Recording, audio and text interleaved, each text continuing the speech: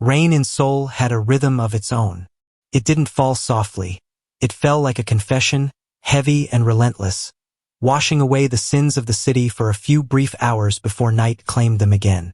On this particular evening, inside a small cafe tucked between a record store and a hair salon, Selena Jordan sat alone by the window, lost in the quiet hum of life around her. The warm scent of espresso and butter pastries filled the space, a comfortable cocoon against the cold. Selena had always liked this cafe. It was her little sanctuary, one of the few places that still felt safe. She often came here after work to unwind, sketching ideas for her fashion designs or just people watching. Seoul had been home for 6 years now, but sometimes she still felt like the city was holding its breath around her, waiting for something. Tonight, though, peace felt fragile. She tapped her pen against the rim of her coffee cup and exhaled, glancing at her reflection in the foggy glass. Her curls were tied into a low bun, raindrops clinging to a few loose strands near her face. Her skin gleamed warm under the amber cafe lights, and her soft brown eyes looked more tired than she remembered. Working at L'Atelier, one of Seoul's up-and-coming fashion studios, had been her dream job, but lately, the long hours, the deadlines, and the loneliness were wearing on her. She sighed, flipping a page in her sketchbook. That's when the cafe door opened. The small brass bell chimed gently, the cold air following whoever had just stepped in. She didn't look up at first, too used to the steady stream of customers escaping the rain. But when silence rippled through the room, she sensed it. The barista's hands froze mid-motion. Conversations faltered. Even the music seemed to quiet itself. And then, "Still like your coffee sweet, Selena?" Her fingers stilled around her cup. That voice, deep, gravelly, and threaded with danger. It rolled through her like thunder. Slowly, almost fearfully, she turned toward the doorway, and her heart stopped. He was there. Min. He stood framed against the glow of the streetlights, rain sliding down the shoulders of his black trench coat. His face, once youthful and sharp, had grown harder, chiseled by time, shadowed by things she didn't dare imagine. His dark hair was slightly longer, falling over eyes that still burned with the same fierce, unreadable intensity. His left hand was tucked in his pocket. The other brushed rain from his coat, revealing the edge of a tattoo that disappeared beneath his collar. It was impossible, and yet he was real. Selena's breath hitched, her heart pounding against her ribs. "You," her voice trembled. "You're out." He tilted his head slightly, his gaze sweeping over her as if confirming she hadn't vanished into a dream. Then that faint, familiar half-smile tugged at his lips, the kind that was never soft, always a little cruel. "5 years," he said. "They didn't kill me. You didn't think I'd forget, did you?" Her mouth went dry. The sound of the rain outside grew louder, like the world itself was holding its breath. What are you doing here?" she managed, forcing her voice steady. "You can't just walk in here like what?" He finished for her, a glint of something, amusement, maybe bitterness, flashing in his eyes. "You should know better, Selena." He took a slow step forward. The sound of his boots echoed across the cafe floor. Another step and another until the space between them shrank, the air charged with an unspoken pull neither could name. Her pulse thundered in her ears.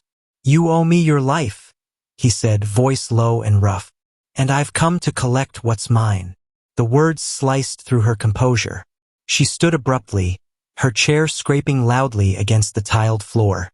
"You can't say things like that," she hissed, her voice rising. "You made that choice, Min. I never asked you to." "You didn't have to," he interrupted sharply, his tone dark as smoke. "I made it because someone had to keep you alive." Her chest tightened. "That was 5 years ago." He smiled faintly. "And I've been counting every day since." She stared at him, shaking her head in disbelief. "You're insane." "Maybe," he said softly, leaning closer until she could feel the warmth of his breath. "But prison gives a man a lot of time to think, to remember, to decide what's worth dying for." He reached out suddenly, fingers brushing a loose curl from her face, and she flinched. But his touch lingered, rough, calloused, trembling with restraint. "You've changed," he murmured, studying her face. "But your eyes still look the same." "Let go," she whispered, stepping back, but her voice betrayed her. It wasn't anger, it was fear, or something dangerously close to it. He dropped his hand but didn't step away. His presence was overwhelming. The scent of rain, leather, and danger wrapped around her like a trap she couldn't escape. "You think you can erase me?" he asked quietly. "After that night?" Her throat tightened. "Stop." He took a step closer. "You remember it. I can see it in your eyes." She backed up until her spine hit the wall. He stopped only inches from her, his eyes searching hers. "That night you almost died," he said, his tone soft but deadly. "That night I bled for you, fought for you. You looked at me like I was the only thing standing between you and hell. You remember." Her lips parted, but no words came. And in that silence, the memory came rushing back, like floodwater breaking through a dam. The alley, the three men, the knife, the blood, and Gyu-min's face. Wild, fierce, desperate. As he threw himself into a fight he couldn't win. She remembered the police dragging him away. The flash of red and blue lights. His last words to her before disappearing behind the bars of a police van. "Don't forget my name." He had kept his word. And now, 5 years later, he was here. Selena blinked rapidly, forcing herself back into the present. "I'm not that girl anymore," she said finally, voice shaking. "You don't know me. You don't own me." Gyu-min's gaze darkened, but there was something else behind it. Pain, maybe, or longing twisted beyond recognition. "You think I don't know you?" he said quietly. "Selena, I spent years remembering every second of that night. The way your hands trembled when you tried to stop the bleeding. The way you said my name like it hurt to say it. You think I'd forget that?" Her breath caught. "You're scaring me." "Good," he murmured, stepping back finally, his jaw tight. "Fear means you still feel something." He turned, his coat brushing lightly against her leg as he headed for the door. Just before stepping out into the rain, he looked back at her. "I'll give you time," he said, "but don't run. You know I'll find you." The door closed behind him, the bell above it chiming softly. For a long moment, Selena couldn't move. The cafe was silent again, but it wasn't peaceful anymore. Felt hollow, like the moment after a storm, when you know it'll come back stronger. She sat down slowly, her hands trembling around her coffee cup. Through the window, she watched him disappear into the rain, his figure swallowed by the blur of lights and shadows. But even after he was gone, the echo of his voice lingered in her mind. "You owe me your life. I've come to collect what's mine." That night, Selena stood by her apartment window, watching the rain streak down the glass. Her mind was a whirlwind of memories. His face, his voice, the way he'd looked at her like she was both salvation and punishment. She pressed a hand to her chest. Her heart wouldn't slow down. In the years since Gyu-min's arrest, she had tried to move on. She built a career, learned the language, built a new identity, far away from the terrified 19-year-old girl who once hid behind police tape. But some things never truly faded. There were nights she'd dream of that alley, the way he'd fought like a man possessed, the way she'd screamed his name as they took him away. She used to wonder if he was still alive. Then she stopped wondering altogether because the guilt hurt too much. Now he is back, and he wanted her. The sound of her phone buzzing on the table snapped her out of her thoughts. Unknown number. Her thumb hovered over the screen before she finally answered. A beat of silence. Then that voice again, dark and unyielding. "Did you lock your door?" Selena's heart skipped. "What?" "Just answer me," Gyu-min said.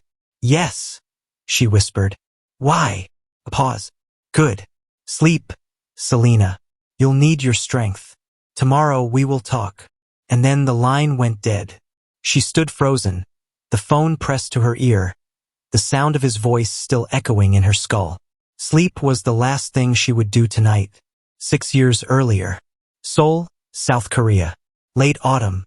The first thing Selena Jordan had noticed about Seoul was how alive it was. Even at midnight, the city pulsed with energy. Lights flashing, taxis honking, people spilling from karaoke bars and noodle shops. It was beautiful, electric, and overwhelming all at once. Back then, she was 19, carrying a worn backpack, a single suitcase, and a scholarship letter from Hanul University that she'd read so many times it had started to tear at the edges. Her dream had finally come true. A new beginning in a country she had admired since childhood. Its fashion, its music, its stories. But dreams she was about to learn had sharp edges. That night, Selena was walking home from her part-time job at a cloth store near Itaewon. It was late, close to 1 a.m., and she'd missed the last bus. The streets were quieter now, the bright signs dimming one by one. She pulled her jacket tighter against the cold and quickened her steps, her sneakers splashing through puddles left by the earlier rain. The alley she needed to take was narrow but familiar. She'd walked it a dozen times, shortcutting through an auto garage lot that led directly to her dorm. But tonight, something felt different. The air was still, the kind of stillness that warned of danger before you even saw it. She heard footsteps behind her. Slow, deliberate, too close. Her heart stuttered. Maybe she was imagining it, she thought, forcing herself to keep walking. But then a man's voice called out in Korean, slurred and mocking. "Hey, foreign girl." Her stomach twisted. She turned slightly, and her worst fear came alive. 3 men were following her. Rough-looking, their jackets zipped halfway, cigarettes dangling from their mouths. Their laughter echoed through the alley, sharp and ugly. Selena's pulse jumped into her throat. She clutched her bag strap tighter and kept walking faster. "Hey!" Another voice called. "Where are you going?" "We just want to talk." The sarcasm in his tone made her skin crawl. When she broke into a run, their footsteps quickened behind her. "Don't run. Come on, pretty foreigner." Her breath hitched as panic clawed through her. The alley seemed longer tonight, darker, the exit too far away. She turned a sharp corner and nearly slipped. The walls pressed close, graffiti painted and reeking of oil. They were gaining on her. Her mind screamed no, no, no as she tried to pull out her phone, but one of them grabbed her bag and yanked her backward. She stumbled, falling hard onto the wet concrete. Pain shot through her palms. "Let me go!" she shouted, voice trembling. The tallest man crouched down, his smirk dripping with malice. "You lost, baby?" he sneered in accented English. "This area is dangerous for someone like you." She tried to push away, but he grabbed her wrist, twisting it cruelly. Tears of pain pricked her eyes. Then, a voice cut through the alley, low and sharp. "Let her go." All 3 men turned. Selena froze. A figure stepped out of the shadows at the mouth of the alley. He was tall, wearing a black hoodie and jeans, hands shoved in his pockets. Even from a distance, his aura was different, silent but lethal. The streetlight behind him caught the faint outline of a tattoo curling up his neck, disappearing beneath his jaw. His eyes, cold, dark, unreadable, were fixed on the men like he'd already decided their fate. The man holding Selena laughed mockingly. "Who the hell are you?" The stranger didn't answer. He just walked closer, slow and deliberate. His voice was calm when he finally spoke, but every word dripped with quiet violence. "I said, let her go." "Or what?" One of the others taunted, stepping forward with a scoff. "You think you can." He didn't finish. In a blur of motion, the stranger closed the distance between them and struck the man in the jaw with a brutal precision that sent him sprawling onto the ground. The sound cracked through the air like a whip. Everything exploded after that. The second man lunged, but the stranger dodged easily, slamming him against the wall with enough force to make the bricks rattle. A punch to the gut, an elbow to the face. Blood sprayed across the concrete. Selena gasped, scrambling backward as chaos unfolded in front of her. The man holding her hesitated, then yanked a knife from his pocket. The streetlight caught the gleam of the blade. "Stop!" she screamed. "Please." The stranger turned just in time to see the knife swing. He grabbed the attacker's wrist midair, twisted hard. There was a sickening crack, and the knife clattered to the ground. Then he hit him. Once, twice, too hard, too fast. The man went down and didn't get back up. Rain began to fall again, mixing with blood on the pavement. Selina pressed a shaking hand to her mouth. "Oh my God!" The stranger stood there, chest rising and falling, eyes wild with adrenaline. He turned toward her. For a heartbeat, they just stared at each other. "Are you hurt?" he asked. She shook her head, too stunned to speak. Her knees felt weak. He stepped closer, kneeling slightly to meet her gaze. "You need to get out of here," he said quietly. "Now." "But what about you?" she stammered. He smiled faintly, but it wasn't warm. "I'll handle it." She looked past him. One of the men was groaning, the others motionless. The sound of approaching sirens wailed faintly in the distance. Someone must have called the police. She panicked. "We have to go. They'll think." "Go," he interrupted, his tone final. "You don't want to be here when they come." "But you'll." "Go, Selina." Her breath caught. "How do you know my name?" He looked at her, and in that moment, something in his eyes softened. Something human, fleeting, and heartbreakingly gentle. "I heard you say it earlier, when your boss called you," he murmured. "Now go." She hesitated one last second, then ran. The last thing she saw as she turned the corner was his figure standing over the fallen men. The rain falling harder now, soaking him to the bone. And then, flashing red and blue lights. The police station was cold and sterile. Selina sat in a small interview room, her hands trembling as she recounted what had happened for the third time. "Yes," she said quietly. "He saved me. Those men were going to hurt me. He didn't start it.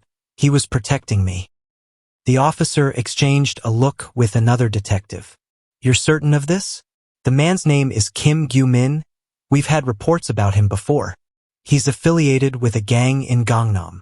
Selina's eyes widened. "That's not possible.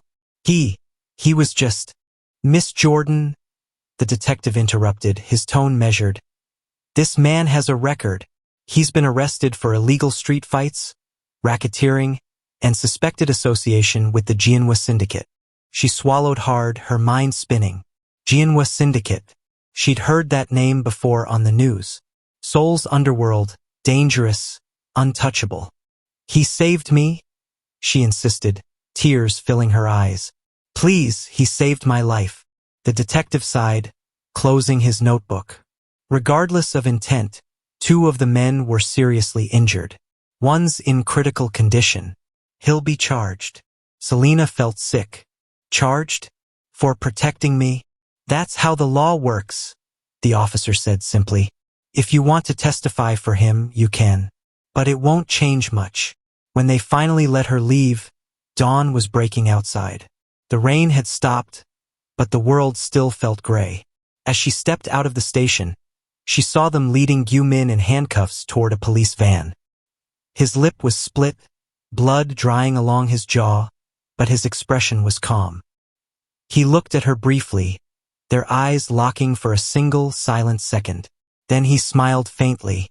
"Don't be scared," he said softly, as if she were standing right beside him. "You're safe now." And before the officers shoved him into the van, he added, "Just remember my name." She testified for him, told the court everything she could. But it didn't matter. He was sentenced to 5 years in prison for assault and unlawful possession of a weapon he'd taken from one of the men. Selina had tried to visit, but he refused to see her. Instead, a short note arrived through a guard one day. Only 5 words, written in rough, hurried handwriting. "Don't wait for me. Live." She never saw him again after that. Until now. Back to the present. Selina blinked hard, her mind returning to the rain-soaked streets outside her window, her heart aching with memories she'd tried to bury. Now, 5 years later, the man who had once vanished behind prison walls had come back. Not as her savior, but as her reckoning. She whispered his name into the empty room. "Gyu-min." Outside, thunder rolled across the city. Somewhere out there, the wolf was waiting. The first time Selena saw him again in person, she had nearly stopped breathing. Now, after the brief encounter at the cafe, reality had settled in. The world outside her apartment felt smaller, more dangerous. Every shadow seemed to hold a secret. Every car passing her window felt like it could be following her. And yet, he wasn't just a shadow. He was real. He was there, waiting. That evening, she tried to lose herself in work. Sketches, fabrics, deadlines. But nothing could drown out the memory of his dark eyes, the low, dangerous rumble of his voice, or the words that had carved themselves into her chest. You owe me your life. I've come to collect what's mine. By nightfall, every instinct screamed at her. He was here, he was dangerous, and she couldn't ignore him. She was 19 again in that alley, terrified, helpless. Only now, she had no excuse to be defenseless. Or so she told herself. The sound of her phone buzzing startled her. Unknown number. Her thumb hesitated. Don't pick up. It's him. Don't answer. Curiosity and dread collided in equal measure. She tapped answer. Did you lock your door? Her heart stuttered. His voice, low, deliberate, unnervingly intimate. Ah, yes, she stammered. Who is this? A pause. Good. Sleep, Selena. You'll need your strength. Tomorrow we talk. Click. Her hand trembled as she held the phone. Sleep was impossible. Danger had a name, and that name was Min. The next morning, a black car idled outside her apartment. Sleek, unmarked, the kind that belonged to someone with money, influence, and a disregard for rules. She froze, her hands tightening around the strap of her bag. Her pulse was racing. Her mind screamed at her to run, to hide. But something inside her knew it was futile. He had come. He had found her. The passenger window rolled down. His dark gaze met hers immediately, unyielding. Get in, he said simply. No explanation. No pleasantries. Selena backed up. I don't know, I can't. His jaw tightened. Selena, you have work at 9. I can take you there safely. Her eyebrows furrowed. How do you know where I work? He smirked faintly, leaning back. I don't need to know everything. Just the things that matter. She wanted to argue, but she couldn't. His presence radiated a threat that didn't need words. Something primal whispered that getting in the car was safer than refusing. Against her better judgment, she slid into the leather interior, the door closing with a soft thud behind her. Inside, the car smelled faintly of leather and something musky. His scent. She could feel it pressing in, suffocating, intoxicating. I didn't come to hurt you, he said quietly, watching her from the corner of his eye. But we need to talk. There's no other way. Her arms crossed over her chest instinctively. Talk about what? How you claim people. How I supposedly owe you my life. He didn't flinch. Instead, he kept his gaze on the road, calm and measured. Not claim. Collect. You know why I'm here. She stared at him, a mix of disbelief and fear twisting her gut. I don't. I honestly don't. His eyes, cold and unflinching, met hers. You saw what happened that night. The alley, the men, the blood. I took the fall because I couldn't let them touch you. Because someone had to protect you. And I paid for it. 5 years. Prison. For you. She swallowed, suddenly unable to look away. Every word sent shivers down her spine. She remembered the alley, the attack, the nightmare of that night. And then him. The wolf in the rain. You went to prison? For me? She whispered. He didn't answer immediately. His hands tightened on the steering wheel. Yes, he said finally. And I'd do it again, Selena. I'd do it 1,000 times if it meant you stayed alive. Her chest tightened, tears threatening to spill. You didn't have to, she said, her voice barely audible. I didn't ask you. He cut her off with a shake of his head. No, you never asked. You never could. But I saw them, coming for you, and I made my choice. The city streets blurred past as the car glided through traffic. Selena tried to focus on anything but him. Anything but the memory of his hands, the storm in his eyes, the way he'd stood between her and death without hesitation. And then he spoke again, low and unrelenting. They wanted to make you disappear that night. The men I fought, they weren't random. You saw something you weren't supposed to. Her head snapped toward him. What do you mean? The Jianhua Syndicate, he said.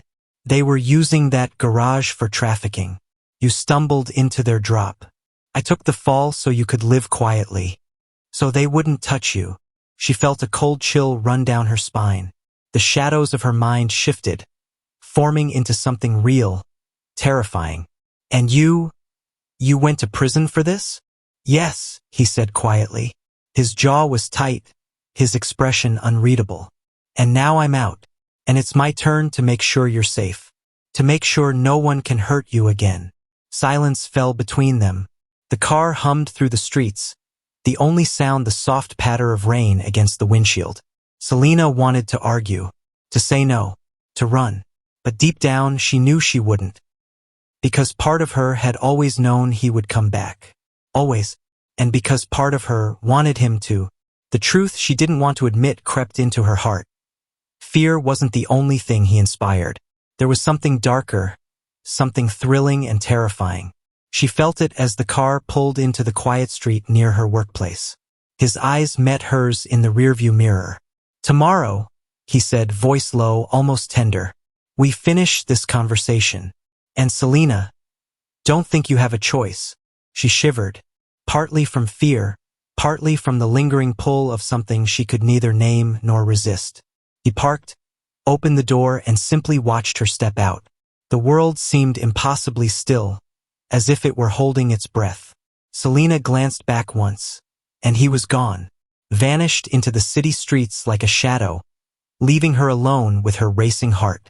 But she knew, deep down, it was only a matter of time. The wolf had returned, and this time he wasn't letting go. Selena couldn't concentrate.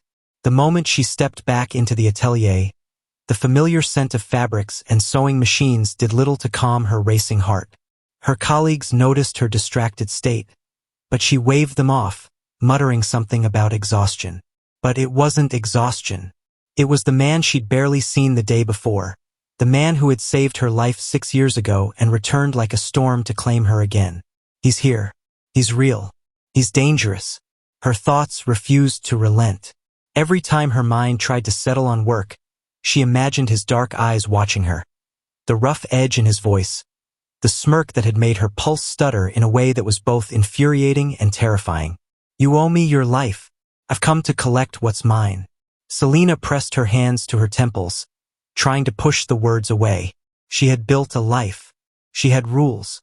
And Gumin had none of those. By noon, the tension in the city had taken physical form. 2 men in black suits were loitering suspiciously near the atelier's entrance. Selena noticed them immediately, the way they scanned the street, the subtle gestures that marked them as more than ordinary civilians. Her stomach twisted. Not now, not here.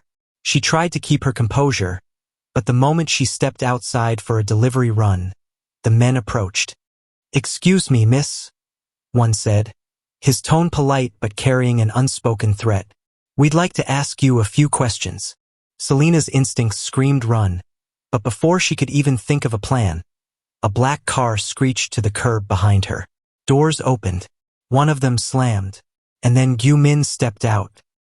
He was calm, collected, but the danger in his aura was unmistakable. His eyes scanned the 2 men, and they stiffened under the weight of his gaze. He didn't move fast, but it was enough. The air around him seemed to sharpen. Selena froze. "Gumin." He ignored her, walking slowly toward the 2 men. "Step back," he said. The shorter one sneered. "Who are you?" He didn't answer verbally. One movement of his hand, subtle and controlled, and the men instinctively took a step back. His reputation alone radiated a warning they couldn't ignore. Selena felt her breath catch, part awe, part terror. He turned toward her then, his expression softening only for a moment. "You see," he said quietly, "I told you, I won't let anyone hurt you." Her chest tightened. I can handle myself." "No," he said firmly, stepping closer, his presence overwhelming. You can't. And you shouldn't. Not when it matters most. Her jaw set. I'm not a child. You're not, he admitted. But you're mine. The words hit her like a slap. She stepped back, shaking her head, fury and fear intertwining. Stop saying that. I'm not yours. His gaze didn't waver. You were never just yours to keep. I saved you once, Selena. That makes you mine in ways you don't understand yet. Her heart pounded. Anger flared, but so did something else. Something dangerous. The pull of him, the intensity of his eyes, the promise in his voice. She turned sharply and walked toward the atelier, forcing herself to focus on her work, to ignore the heat of his stare at her back. Hours passed. Selena tried to bury herself in fabrics, sketches, and stitching, but her thoughts refused to settle. Every time she glanced toward the door, she half expected to see him standing there, waiting. And then she did. He didn't announce himself. He simply appeared by the large window where she worked, arms crossed, watching her. Not a word, not a gesture, just watching. Her hands froze on the fabric. I can't believe you're here, she whispered, more to herself than to him. I am, he said softly, moving closer. And I'm not leaving. She swallowed hard, shaking her head. You can't just show up and… He cut her off with a dark, soft chuckle. You think you have a choice? Selena, I went to prison for you. 5 years. 5 long years thinking about nothing but this moment. Her breath caught. She wanted to hate him, to push him away, to run. But something in his eyes, the intensity, the unwavering certainty, held her rooted. You don't understand, she whispered. I've built a life here. You can't just come back and… Take it over? He said quietly, his voice low and rough. No, Selena. I'm not here to take over your life. I'm here to protect it. To protect you. Her pulse raced. Protect me? Or control me?